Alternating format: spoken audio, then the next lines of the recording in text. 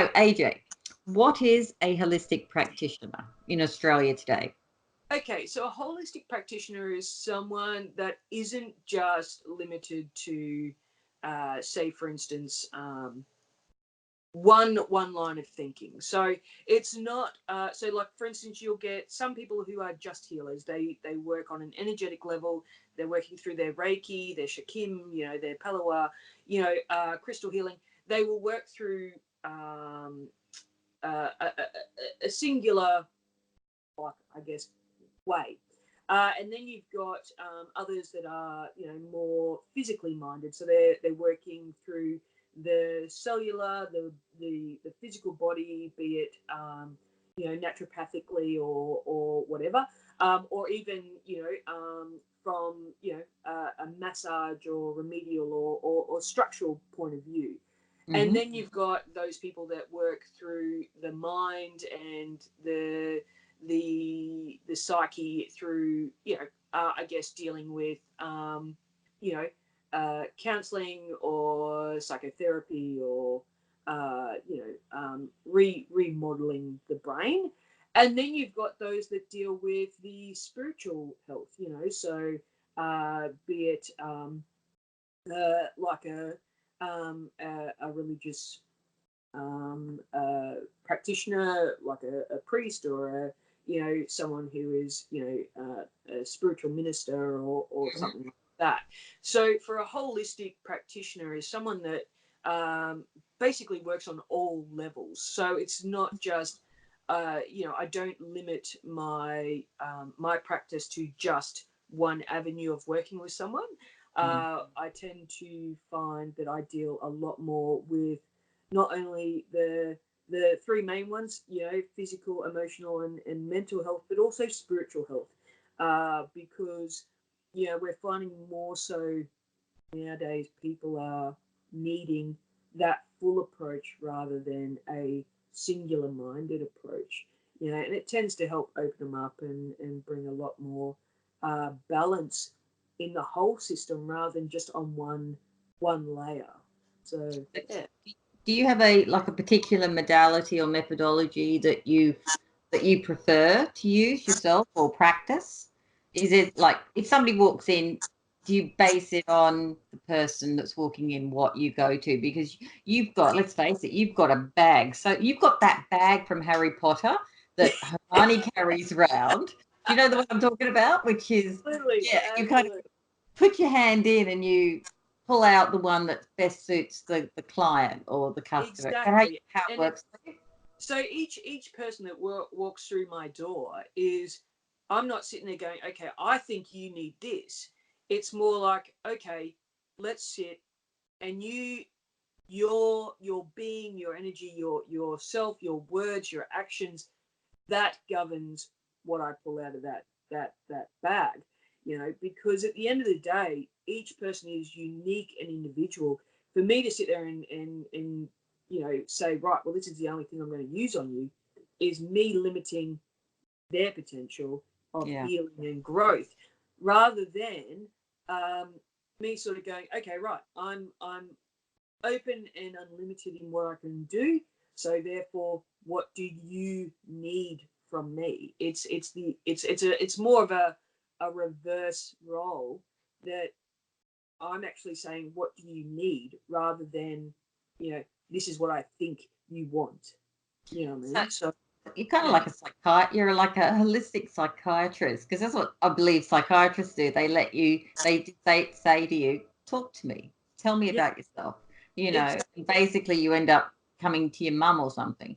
It was my mum or my father. And at the end of the day too, how I deal with people and what methods I use will be highly highly elected around that person. If I've got a physically orientated person, someone that is they're going to require, say for instance, physical treatment. It might be massage, it might be reflexology, it might be through acupressure or even working on a cellular level. Whereas if I've got someone that's emotional, well then the physical stuff isn't going to work. I'm going to be more inclined to use, say, for instance, more of the, the talking, or the helping their brain to reprogram themselves, or, to clear that, what I mean? So, from a holistic point of view, it's actually being more aware of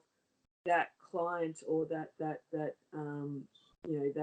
person's requirements, and also their language, their own personal language, rather than me sort of saying, well, this is my, this is a set thing I do every time, you know what I mean? So, yeah. That makes more sense to me. That's how I thought you operated. And it's interesting that you should say that as well, because I have a really good friend, Kalani, who's she's one of the columnists inside the conspiracy kind of ufology area. Yes. And she works hand in hand with with an actual surgeon, but she works on the etheric layers of the body. Yeah. And so she has a surgeon friend. They're based in Greece, and he removes actual physical implants on people. She removes the implants in the etheric. So when he's operating physically with a scalpel or whatever, she's also outside the operating room working on the etheric layer of the person while I know. And I'm hearing more and more of this both sides working together. It's kind of like Western and Eastern medicine coming together. And so it's wonderful to hear, this happening on a number of different levels now. So, because I remember when I first heard that type of, when I was talking to Kalani, I interviewed her 5 years ago, and she had been doing it for like 6 years in Europe at that time. Yeah, wow, that's cool. Yeah. It is, isn't it? So, yeah. Especially when you look back in the what was that? Pretty sure it was the 1920s, 1930s in Europe. They actually in was it Germany? They actually set up a hospital where they had natural doctors, or naturopaths, or I guess in today's language, alternative medicine, working side by side with what we consider orthodox medicine now, which is not really the case, but it's backwards. But the scientific medicine. So you had natural medicine working with scientific medicine. When you went in there, you actually saw both practitioners, in order to then they'd ask you a bunch of questions and all that sort of stuff. Then they would sit there and say, right, well, from a natural point of view, he's lacking air or sunlight or this, we need to give him that. And then on a scientific level, okay, we're going to bolster his system with this, and it was this medication or whatever, and it actually worked hand in hand. And what they found was that, in all honesty, they had a better response of healing, because it was utilizing both elements of the system. So the only reason it got closed down was because they went to war, and they ended up repurposing the hospital purely for injury, rather than coping mechanisms. Yet you go to places like New Zealand, and they actually have beautiful air houses, or air hospitals, where they were designed to bring more air into the rooms and all that sort of stuff. When their soldiers came home, they were actually utilizing these hospitals to help rehabilitate, and and utilizing things like sunlight, fresh air, the solariums and stuff like that. And in order, and that's what I mean. But then also doing the psychiatric work and all that sort of stuff with them, and they were noticing that they're same thing, that their soldiers and stuff weren't struggling so much with the PTSD as the soldiers that came back to places like America and stuff, where they were shunned and all that sort of stuff. So it's like, that's the thing. This cohesiveness of all the aspects would actually be really quite beneficial on a broader scale, because not only could you have the element of, say, for instance, surgery, or the use of imaging, that could then also benefit through you know, ensuring the body's healthy and running at optimum levels through nutrient support or whatever, but then also the spiritual and mental and emotional levels being boosted by making sure that they're actually, you know, working, you know, they're building positive mind frames or positive energy frames around them. You know, I mean, there's so much potential that could happen if we were able to adopt a more holistic view of healing and medicine and all that sort of stuff. I'll completely agree. It's kind of a fallacy in a way, to my mind too. I mean, a lot of the pharmaceuticals that are dished out by modern medicine are based on plants and crystals and all the stuff. And because I had this debate not long back with somebody on lithium, and somebody gave that as an example of modern science, and I just laughed. And they said, "What are you laughing about?" I said, well, lithium's a crystal. It's a stone. It's basically you can hold that in your hand or put it in a glass of water, let it become what's it called? Elixir. Yeah. An elixir overnight, and drink the water the next day, and you'll get the same benefit as popping a pill. Exactly. And I said, how do you not know that? And they went, well, that's it, but it's lithium. I said, yeah, which is a crystal. Exactly. And Exactly. I basically say, just go and have a look at every drug in your cupboard, basically, and Google the derivative of it and what is inside it. And I can guarantee that most of those will be plant or crystal based. Yeah. Well, I So, mean, you look at the basic of aspirin is derived from feverfew, which is an amazing herb to help bring down fevers and stuff like that. It was brewed into a tea or chewed, yeah, and all they did was you know, but it also had a anticoagulant effect, which meant that the blood could flow through the areas a lot easier, allowing for nutrients and stuff and inflammation to be able to get out of the system, you know what I mean, or to move from that area. You know, and now, you know, now they use it as, you know, I mean, it's available everywhere, but a yeah. lot of people just see it as aspirin. It's because a lot of the time they can't, if it is if it's a naturally found source of something, they can't patent it. So what happens is they take it, they derive the main elements from it, the active components, and then give it a name like aspirin or ibuprofen or, you know, whatever. And And that's people are so disconnected, they don't understand this. And, you know, I don't know how many times I've had this discussion with people, and I just say, well, where do you think pharmaceuticals came from? yeah, I mean, this is like the magicians. This is the potion masters. exactly. This is, you know, Yeah, the enchantresses and that you read about, you see on TV or in movies. I mean, that was the basis of most pharmaceutical and most modern medicine. I said people are just the disconnect that the pharmaceutical community has made from natural medicines. Although I shouldn't say that, because they've realised now that the last 5 years, I don't know, they've been trying to monopolise the alternate market, yeah, and they kind of forced governments to come down hard on the alternate medicines market, no longer being able to use words like healing or cure with things that they're yeah, doing. A lot of even the essential oils have been targeted, for God's sakes. So yeah, it's staggering. And look at cannabis oil, and that's a miraculous plant, which yeah, and it's been suppressed what for 70 years. yeah, And, exactly. And you know, now they're only just and starting to bring it back into play, and people are noticing, you know, like they're going, oh my god, this is a miracle. It's like, we've had it for a long time. It's just now suddenly, you know, we're allowing it back into our mm, existence, you know what I mean, like it's, you know, it's always been there. It's just, yeah, you know, like a lot of people call it, oh, it was the war on drugs that did this, and I said no, it was actually a war on healing. yeah, exactly, That's what exactly. it was. It was they wanted to kill a few more people.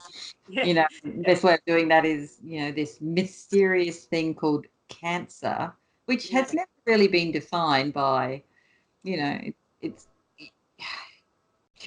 I say this a lot. Big umbrella that's harboring many ailments that are considered to be, you know, deadly and all that sort of stuff. Yet, it's funny. Like some people are able to overcome, and some people aren't. You know what I mean? It's like, well, some of them have got a bit of a stash growing in the backyard, I think. absolutely. Yeah. No. And and I mean, when you look at, I mean, I giggle because it's you even look back at the there was a charter written by George Washington, where he stated that everyone should have, is it three cannabis plants in their backyard to be able to because of the value of hemp was it could be used for clothing, it could be used for making ropes, it could be used for making paper. This was a valued plant that should be in everyone's garden. You know what I mean? Forget the fact that you could, yeah. Hypothetically, I have 67. Yeah. I have highly colourful ones. So Yeah.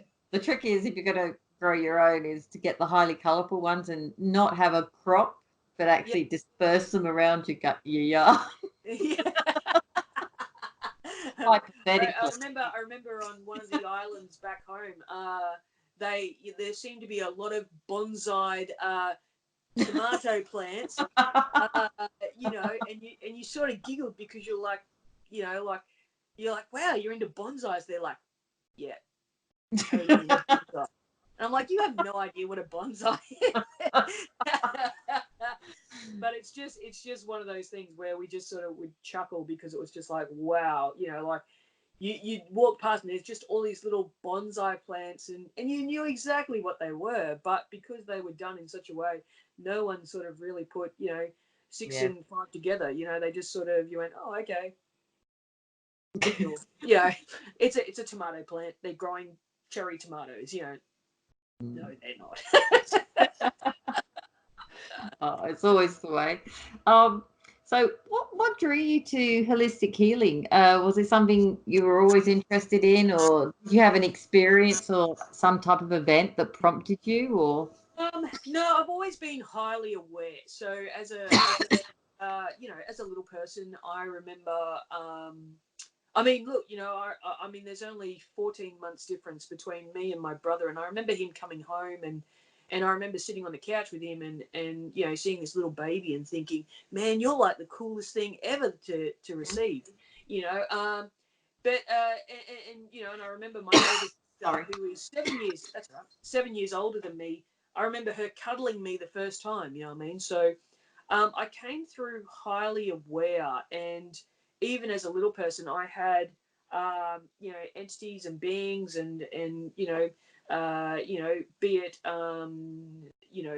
etherical as well as energetic. Peeps coming into my room as a very young person and teaching me things.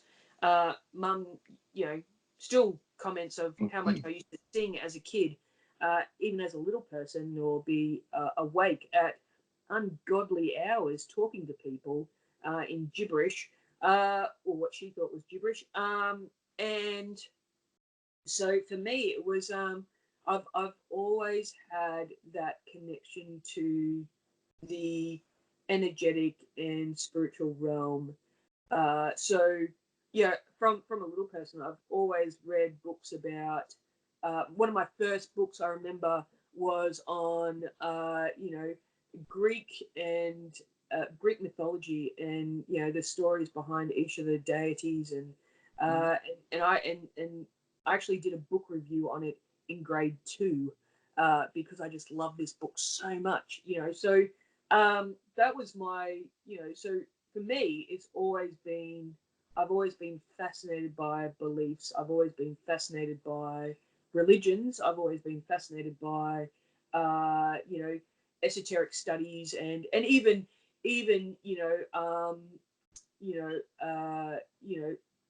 I guess your conspiracy theories and all that sort of thing. So for me, it's I've always been fascinated by it. At about 12, I then did my first ever dedication ceremony to honouring who I was. I did my first ever moon ceremony and basically started my journey then to becoming my shamanic self, which took me probably another good 15, 17 years, or 15 years to get there. And and that meant a lot of dark nights of the soul and a lot of like enlightening moments and amazing situations that had me interacting with some beautiful and wonderful amazing people, be it positive or negatively based, you know what I mean, like so then what are we now, 26 years down the track, I'm now sort of feeling a lot more I'm sort of now able to sit very comfortably in being the type of practitioner and stuff that I am because of having that connection from such a young age. So it's so there wasn't like it's been like, I mean, it's just been there my whole life. So for me, there's no really one defining factor that made me sort of go, you know what, this is what I am. It's just sort of like, well, I've always been this way, and it's, I mean, as much as I giggled that my my family has lines of seers in them, and I have also atheists or non-believers in my circle as well. It's been a it was something I couldn't deny from, well, I haven't been able to deny ever, as being an integral part of me. So yeah, it sort of makes it a, so yeah, for me there was no real defining factor. It just it's always been, and I've always been I've been massaging since I was a little kid. I was the one that would massage shoulders or rub heads or rub feet or things like that. I always had this that kind of need to place hands on and all that sort of stuff.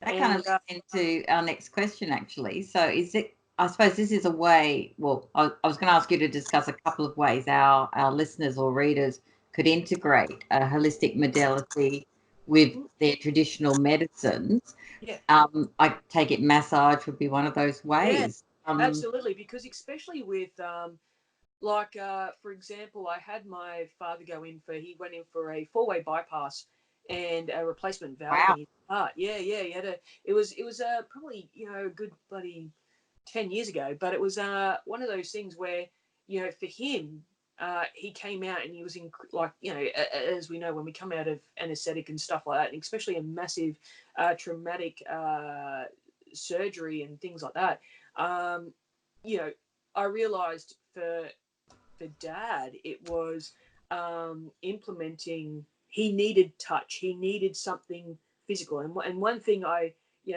known from being a little person is Dad always loved his feet being rubbed or his head being rubbed. Now, because of current tubes and stuff hanging out, I couldn't really get to his head to rub his head. So it became his feet. That basically it was in that moment. I mean, I was able to then give him the physical stimulation through his feet, through reflexology and just the applying of hands to help him bring back into his body and come back into that space. Whereas, for example, even with, other people, it's the same thing. I've had a couple of clients going through things like fertility, and so it's working on and for them, they get so stressed out and so Yeah. they're so invested in the outcome that it's like, okay, we need to shift your mind frame. We need to implementing things like meditation and even and even that element of utilizing things like crystal essences that that help calm that system from the inside out, and then but then also doing the meditations to help activate their calmness, their hormonal systems to just chill and to be open to things, means then that like the beauty about holistic medicine, about alternative medicine, complementary medicine, is it complements. It doesn't. It's not them and us. Exactly. Yeah. That's so. Yeah. So little things like massage, little things like meditation, deep stretching, whatever, depending on what that person is trying to achieve, can be easily implemented alongside of their conventional medicine. Yeah, you know what I mean. And that's the thing, is it doesn't have to be. I mean, at the moment, even I'm working with a client at the moment who has had massive amounts of nerve damage done and had to have operations and things like that, and we're utilizing alongside of his regular treatment. We're also doing uh, you nerve regulator treatments, so we're doing alongside of massage, alongside of acupressure, alongside of, even getting him in physical movement, what I mean? Like doing stretching and stuff to help, release the tension and stress on these nerves, and getting them to reprogram. And that's without even then just, retraining his brain through things like meditative states and binaural beat work and frequency working. So yeah, I mean, there's, depending on what the person is trying to achieve, there is a myriad of ways that you can support the system, be it through a traumatic effect, or be it through that you're going to go through, say for instance, a massive operation, and you're looking for that supportive process to help, one, keep you in the right spirits, but two, also help recovery afterwards. Yeah, I've have you heard of a Reich machine? Yeah, aren't they fascinating? I've Haven't got you got? two. Oh my god, they're And amazing. it's funny, I've got both of them on at the moment. I've got hypothyroidism, so I've got one targeting my thyroid, and the other one's doing a detox as we speak. It's all on remote. And then I've also got binaural beats going as we do the interview here. Yeah, awesome. So I've got the whole thing. But the Rife machine, I'm doing I've had my own. I got the first Rife about 2 years ago, and then I got a second one, which I have running off my laptop over there, about a year ago. And yeah, I have one running constantly on detox. So it does a 14-day program and then it resets. So basically and it's quite amazing, because it's all frequency based, which I won't go into that because you know all about it, but Yeah, and it'd be interesting. I want to delve a little bit more into the frequency side in another interview, to be honest. yeah, It's so complex. absolutely. But yeah, but I find when the cycle's going through the detox, each day it kind of targets different parts of the body internally. Yeah, I can tell which day I'm on from what I can actually feel it, which yeah, and not everybody can feel the right working on them yeah, remote, but I can actually sense it. And today it's working on the eyes, and I know that because my eyes are just like, oh my god, I yeah. shouldn't I put some mascara on. I realized the moment I put the mascara on, today was not the day to do that. Is it's kind of like, oh my god, it's just everything's coming out at the moment. So yeah, I actually, yeah, the eyes are where I really feel the right working, because I physically have stuff coming out of my eyes. It's awful. Yeah, yeah. But that's the thing though, like, we're undergoing that shift in our alternative medicine. It was really funny. I wrote a thesis on it back in 2012 about how we're going from like implementing or having, for instance, the combination of natural understanding, say for instance, resonant frequency, biofrequency, biomechanics, all that sort of stuff coming into and into play with our technology, which is where the Reiki machine and all that sort of stuff comes from. Where like even to the point of this nerve therapy, ENAR, electroneuroadaptive regulator, works on a biorhythm of the body, and it's so same thing. It's and binaural beats are working on a biorhythm or a frequency of the system that helps to activate brains and new neuro pathways which we're not utilizing. And that's the thing. I mean, that's the amazing part of our alternative therapy, is the fact that it's now it's not traditional medicine that's bridging the gap. It's actually it's your alternative medicine that's actually bridging the gap, and that's where we're getting, for instance, thermal imaging, and that's where we're getting things like hemaview and blood analysis and all that sort of stuff, live blood analysis, rather than and all the new cosmetic facial surgery, it's all done by frequency. Basically, it's a metal device being placed across wrinkles and the vibration being sent through it. I mean, amazing. And that's the thing, and that's without even then utilizing crystal frequencies and stuff like that they're also going into. And so I mean, you sort of, I mean, like there's a especially now, like you've got your infrabeds that are utilizing the healing elements of amethyst or tourmaline and things like that, where you lay on it and it's working on that biofrequency of that crystal, as well as the heat and the far infrared rays and all that sort of stuff that are just producing massive amounts of change and energy in the body that is actually running with the body rather than trying to break it or be cathartic. You know what I mean? It's unreal, and that's where things like the Reiki machine and stuff like that are just they're our pioneering bridges between us and conventional medicine. It's amazing time. It's funny, isn't it? Like I remember 20 years ago, I was learning about crystals. I had a mentor who taught me a lot of stuff. And I remember 20 years ago, I wouldn't leave the house unless I had selenite somewhere on my face or around my neck.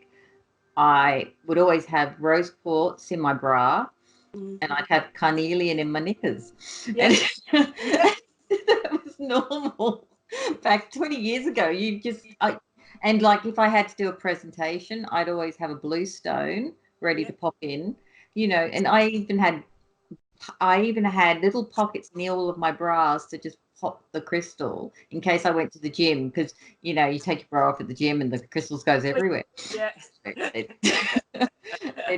It's all, and now it's kind of the frequency side is so much easier using a Rife, because you can just set what you want and the frequencies play. And I have at night just on my iPad, I usually just set my iPad to do binaural beats, whatever's going on at that time. So I've got this night list which goes for about 9 hours, and it goes from the miracle zone through to the healing zone. So it's and I'm so used to sleeping with it now, it's just like second nature. It's actually odd when I don't have it. So and you actually find that you actually miss it when you don't have it. Like it becomes such an integral part of your body's healing process too, which is and your nighttime routine. Exactly. So I just love how everything evolves from like sticking crystals in your bra through to this now. Yeah. Although the Rife machines were around in the 50s and 60s. No, even earlier than that, weren't they? When was Royal Rife around? That was the guy that created them. I think it was around the 40s, I think, 40s, Yeah, 50s. I thought he was 40s. Yeah. Geez, that they knocked him off too, didn't they? Yeah. Every time somebody does anything with frequencies, and they go and do the stupid thing and patent it, within a year they're dead. Have you noticed that? Yeah, Government claims the patent. It's yeah. Yeah, you should just keep it. You should just basically do mass production straight away. Send one to every household. That's the only way you can actually get something out. So I don't know how people like Elon Musk manage to kind of get away with it, unless he seems to have extremely good luck when it comes to inventing things. Yeah, he does, and it's he's definitely an interesting person to be watching at the moment. I think You've seen that Joe Rogan interview, haven't you? yeah, like and I've actually watched a few of his, and it's because he for that very reason. I'm just like, man, this is a guy that He's scared shitless of AI. yeah, absolutely. But then He's the funny really thing is, seen like, something. he's taken many of Tesla's stuff and implemented it very easily into society. Yet he's still here. You know what I mean? Like, whereas, I mean, poor Tesla. When you look back at the day, I mean, he just got absolutely run through the ringer, and he was never given. It's only now he's starting to become a household name again, and actually being given credit. Too little, too late. But Yeah. he's still, you know what I mean. So it's and then you look at Elon, and he's basically doing some pretty like full on stuff. Oh yeah. And And getting and not no one's trying no one's doing anything. no, Well, no, there's something going on now. There's something since SpaceX came in, he's had pushback. So they obviously don't want him getting off the world. So so that might be the limit. I don't but know. and in saying that, I don't doubt that he'll still do it. You know what I mean? I think, And he'll get away with it. And yeah, that's what's kind of frustrating for me, because why is he special compared yeah, to, there's a lot of people out there. I've listened to a lot of them. They either end up dead or mad or debunked or, yeah, basically kicked out of society or, yeah, yeah, this guy seems, he's got like a Teflon coating around him. yeah, yeah. But So, I think that's the thing is either. I mean, we could go into conspiracies, but I mean, it's one of those things where you sit there and just is go, it a conspiracy if it's true? well, exactly, isn't it? Like it's yeah. That's why I'm thinking of it. But and then that's what I mean. So I mean, that's why I think I find him so fascinating is the fact that here is a guy that is basically really pushing so many boundaries. I mean, how long have we been looking for electric cars? How long have they been trying to develop electric cars? And then next thing, suddenly he pops up, and within a couple of years is in mass production of electric cars and but even to the point of like semis and things like that. I mean, he's not just working on one layer. He's still building massive amounts of big, like he's taking it like even to the point. I think I read somewhere about how there is even the boats and stuff. He's working on those sort of stuff as well, like massive ship liners and stuff that are all fully electric and blah blah blah blah blah. And it's just like, wow, okay, this isn't just, normally you'd see it, they'd perfect one thing and then they'd go to the next thing and then go to the next thing. But he's just like, okay, here's the semis, here's the cars, here's the boats, here's the, choppers, the planes, and, and it's just so full on. Like it's not I think they want this. I think obviously they want it at a certain level of technology so that AI can kick in. I think that's kind of where. But he's now gone. He's trying to go past that with SpaceX and things like that. And I think that's where they've kind of gone, okay, you've had your run, and you got to where we wanted you to get. Yeah. And but as you say, like the AI thing it petrifies him.